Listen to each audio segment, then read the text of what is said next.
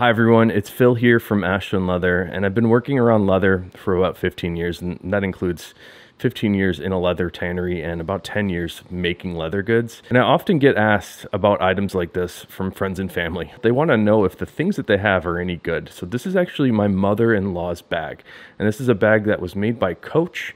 We believe it was from the 80s or 90s. So today I wanted to take a look at this vintage Coach bag, but I also want to show you what I look for in different leathers. Before we get started on this, let me give you the conclusion first. So the big summary is going to be, if you like the way that the leather looks, and if you like the way that it functions, it's a good leather. So anybody that tells you otherwise is just wrong. If you like it, it's good for you. All right, let's start off first here and just look at the leather on this vintage Coach bag. And the first thing that I notice is the color. This is sort of like a pale brown. It's got a little bit of golden undertones to it.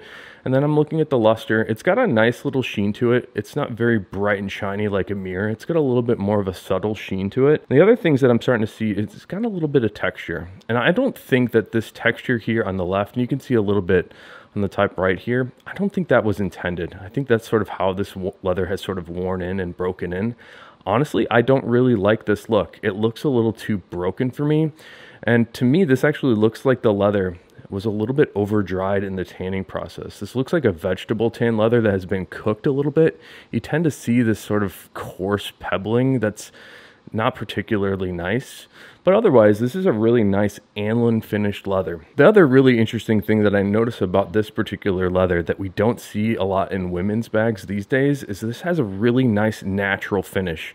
And in the leather world, you might see this word thrown around called aniline.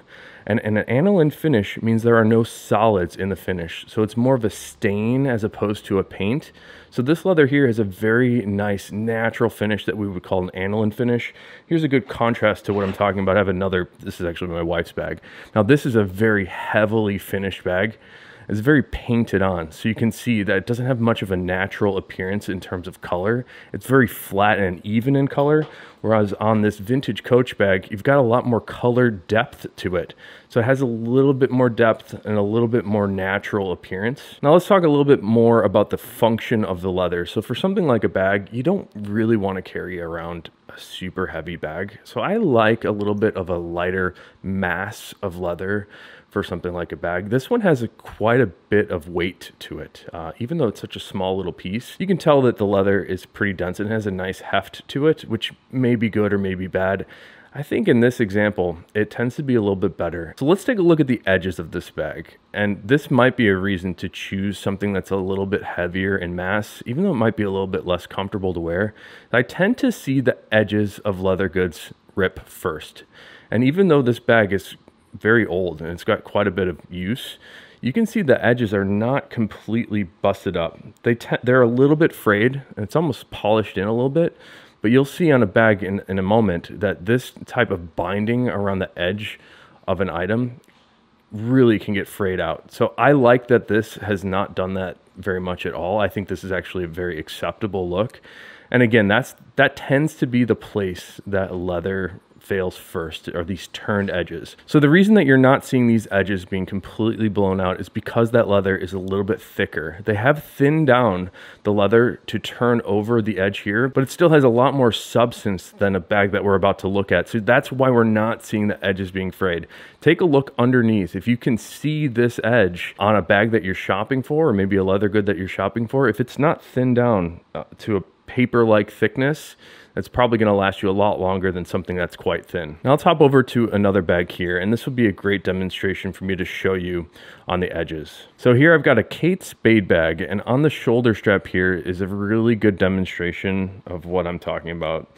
You can see on this particular strap that the leather has been thinned down quite a bit, and they've put a firm backer inside of this strap, and then they painted the edge with some sort of very heavily pigmented finish. And I tend to see those heavily pigmented finishes, they're almost more like bits of plastic that are coated onto the edge. I tend to see those break and crack just like this. And this bag here is less than 10 years old. I think this bag's probably about 7 or 8 years old.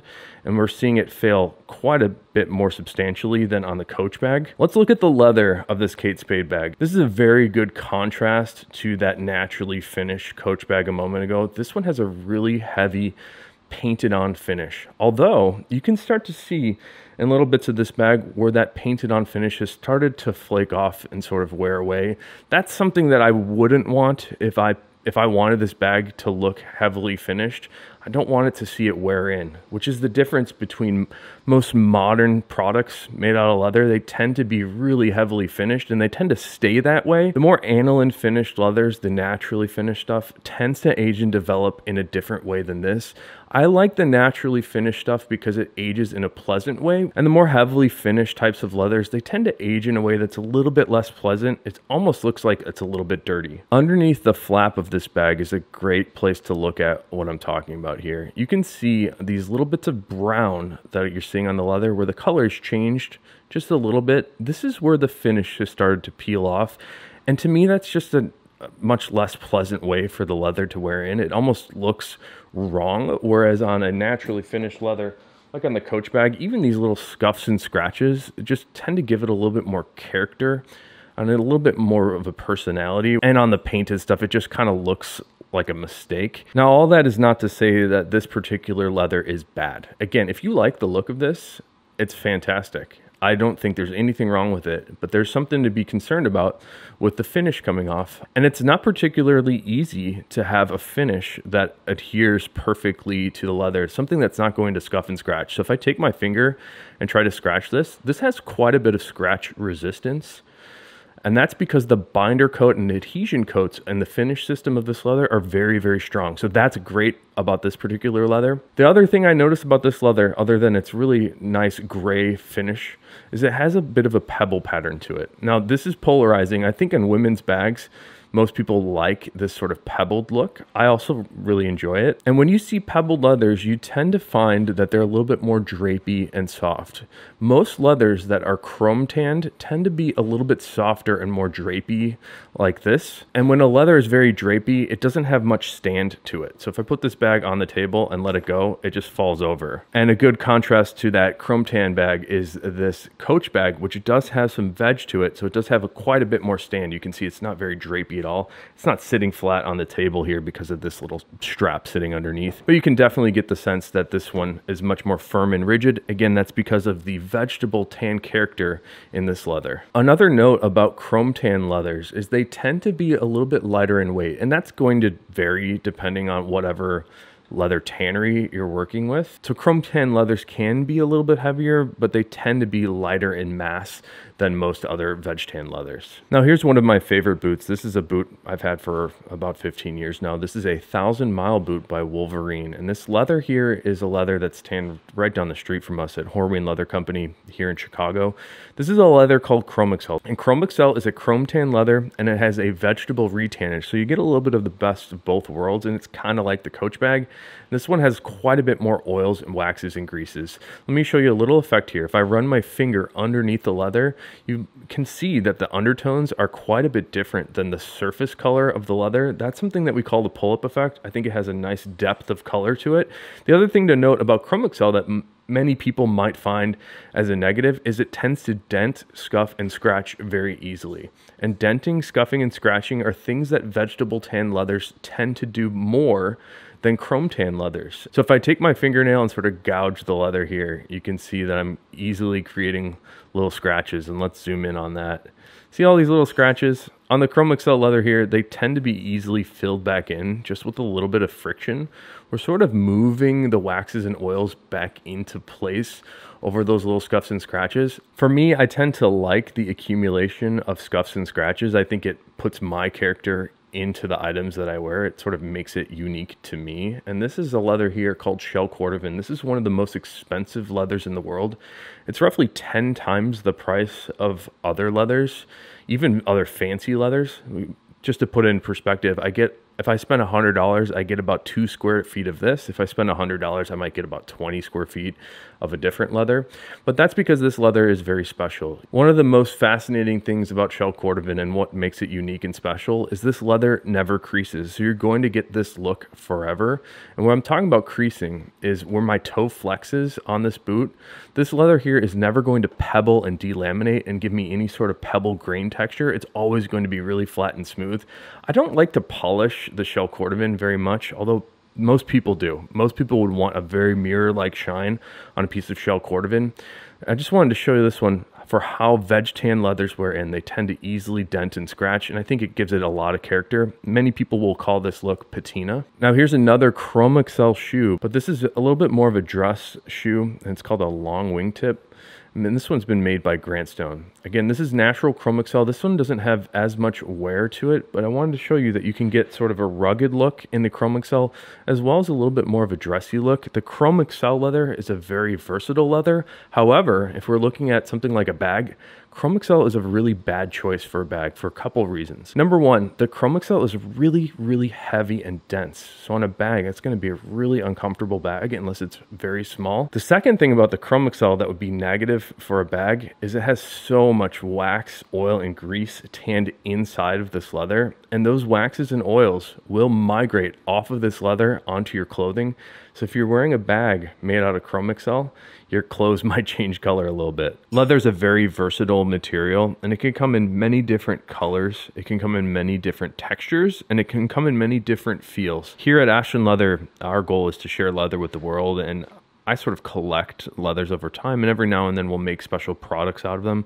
I've got on the table here a special batch of our one-shot card cases. Let's take a quick look at each of these just to describe the differences. The first one-shot to look at here, this is a horsehide strip, and this is a pit tan leather. It's a little bit more dense, and it has quite a bit of grain character to it. Take a look at that there. This one has a really nice dark brown stain to it. The veg tan leather, pit tan leather tends to be a little bit more firm and dense, but it also will mold and form around anything you put inside of it. That's a little bit more of a unique characteristic about vegetable tan leathers. Here's an interesting leather, and this one's interesting because it kind of has the appearance of a chrome tan leather. We were talking about how chrome tan leathers tend to have this little bit of pebble texture. If they've been tumbled, they tend to be a little bit softer. This is a non-chrome leather that does have that same sort of chrome characteristic. This is a leather called Vermont by Horween. I really like this sort of light cream shade, although this color is called natural, and we've complemented that natural with a really cool blue stitching. Here's another nice pit tanned vegetable tanned leather. And this is another horsehide strip. This is just like that first one in dark brown, but this one has no color staining to it. So we get to see all the bits of natural grain character. If you're looking at the Coach bag compared to something like this, it's a pretty similar leather, although the Coach leather is a little bit softer, and I'd say it has just a little bit less grain character than the horsehide here because it was tanned on a steer hide. Here's another really interesting leather. This is a combination tan leather that's called Latigo by Horween. So we get the best of both worlds. We have the chrome tan base tannage that's a little bit more resilient, a little bit lighter in weight, but we also have a vegetable retannage, which gives us some molding characteristics and an ability to develop patina and just change over time. This one is called Raw Latigo, and it's really, really firm and really light in color. When this is worn in, because it starts off so light, you'll see a really dramatic color change and development of patina over time. Here's another great leather for patina. This is a one-shot card case in natural shell Cordovan. This is actually the same leather that these boots were made out of, so you get a sense of how this will develop scuffs and scratches. The natural shell Cordovan in particular is really, really good for patina. If you want something that's going to change over time, I love this leather for that. The way that veg tan leathers develop patina, they tend to get a little bit darker and more golden in color, but the layers of luster start to develop. You'll see a layer of luster on the surface and then a luster coming from inside the leather, and I find that really fascinating. Here's another beautiful leather. This is a great red color. It's probably the first thing that's going to stand out, and I really like the luster on this. It might be hard for me to capture in this particular video. This is a leather from Horween called Mystic, and it's a pale red color. So it's got this really interesting sort of paleness to it, which I think is because this leather has been polished. And when we polish the leather, we sort of open up the fibers of the leather in the same way that you might think of a suede. We can do that here, but you don't see those fibers. So it still has a smooth appearance, but just a little bit more of like that fuzzy paleness to it. Here's the classic leather here. This is another piece of shell Cordovan, but this is the color that has become synonymous with the word Cordovan. This is color number 8. It's a dark brown burgundy shade. It will get a little bit darker, but you won't see as much of a dramatic patina development on a darker veg tan color like this as opposed to a natural color. And we can also do other colors on veg tan leathers. This is a green shell Cordovan here, and this has a really neat sort of contrasting gray stitching. The reason I wanted to show you this one is because it gives you an idea of the lightest sort of vibrance we can get. On any veg tan leather or any leather that has a lot of waxes, oils, and greases in it, you can't really get vibrant colors, and that's because there is so much wax and oil in it. You're never going to really change the color of the waxes and oils. They sort of have their limit for how light and vibrant they can get. So any veg leather tends to be a little bit muddy in color, and it tends to not be able to get really light in color. Another term that you might find is called rough out or reverse. This leather here is a leather called waxed Rockford. It's not a very common leather, but the reason I like to show this one is because I love the texture on the unintended reverse side of it. Again, sometimes we'll call this flesh out. And that's what this is here. This is the flesh side of the leather. If we look inside the card holder here, this is actually the grain side of the leather. And the grain side is the side that the hairs come out of the skin. But I really like this sort of wax random look. Here's another piece of Latigo leather. And this is a good example of a lighter tone that we can get. So even though the Latigo here has been vegetable retanned, we're still able to get a light sort of vibrant teal shade out of it because it does have a chrome base tannage.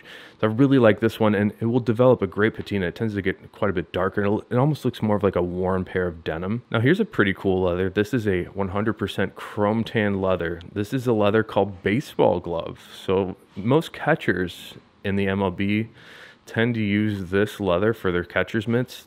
The chrome tan leather tends to be much more strong, but also it will give you these little bits of pebbling in it. You can see all that little bit of texture. Here's another piece of Chrome Excel leather. This is brown Chrome Excel. It's in fact the same leather on these 1,000-mile boots. That's what this card holder is here. And again, the Chrome Excel leather is combination tan, but it has a really great sort of sheen to it. It has a really nice liveliness, and that liveliness comes from the polishing that was done on this leather. There's so much wax tanned into the Chrome Excel that when it's polished, it gives it a really nice glow. And the other key feature about the Chrome Excel, like we talked about before, is the pull-up. So when you flex, the undertones of this leather sort of appear, and it gives that great depth of color. Here's another one-shot card case. This is actually a marbled shell Cordovan. So the tannery can layer on layers of finish and then slowly scrape them away, and that's how we get this sort of marbled effect, we call it.